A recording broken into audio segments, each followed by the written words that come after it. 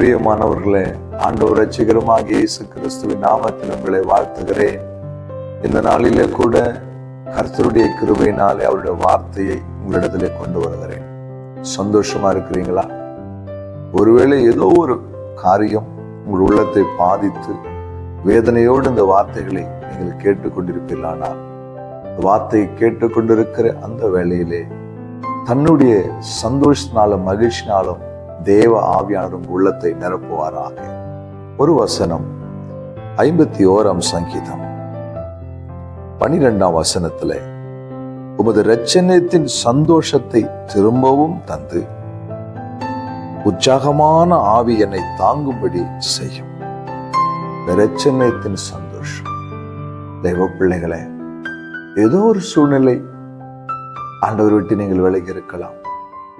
ஏதோ ஒரு வியாதி, ஏதோ ஒரு கடன் பிரச்சனை, ஏதோ உங்கள் வாழ்க்கையில வந்த ஒரு போராட்டத்து நிமித்தமாய் அந்த ரட்சிப்பின் நாட்களிலே தேவன் கொடுத்த அந்த சந்தோஷத்தையும் மகிழ்ச்சியும் இழந்து போய் ஒருவேளை வேதனையோடு இந்த வார்த்தையை கேட்டுக்கொண்டிருக்கலாம். தேவ பிள்ளைகளே, இழந்து போனதை திரும்ப தருகிறவர் நம்முடைய ஆண்டவர். இங்க தாவீது ஒரு பாவத்தை நிமித்தமாய் தன் வாழ்க்கையிலே தேவன் கொடுத்த அந்த ரட்சிப்பின் அபிஷேகத்தை, சந்தோஷத்தை இழந்து போன நிலைமையிலே கண்ணீரோடு கதறி ஜெபித்த ஒரு ஜெபம். அது முக்கியமா அவர் கேட்கிற காரியம், இரட்சணியத்தின் சந்தோஷத்தை திரும்பவும் எனக்கு தந்து. தேவ பிள்ளைகளே, நிச்சயமாக நீங்கள் இழந்து போன சந்தோஷத்தை, இழந்து போன சமாதானத்தை, இழந்து போன நம்பிக்கையை என் ஆண்டவர் உங்களுக்கு தருவார். உற்சாகமான ஆவி உங்களை தாங்கும்படி பரிசுத்த ஆவி என்னிடத்துல கெஞ்சி கேளுங்கள். ஆண்டவரே, இந்த சூழ்நிலை நிமித்தமாய், இந்த உபத்திரவ நிமித்தமாய், இந்த பாடுகள் நிமித்தமாய், ஆண்டவரே, என்னுடைய சந்தோஷத்தை நான் இழந்து போய் நிற்கிறேன். என் தேவன் எனக்கு அதை திரும்ப தாங்கன்னு நீங்க ஜெபிங்க. இன்றைக்கு உங்கள் உள்ளத்தையும் உங்கள் இல்லத்தையும் தேவனுடைய மகிழ்ச்சி பரிபூர்ணமாய் நிரப்பும். பரிபூர்ணமாய் நிரப்பும். சகல சந்தோஷத்தினால் அவர் உங்களை நிரப்ப போகிறார். தேவ கரத்துல ஒப்பு கொடுங்க.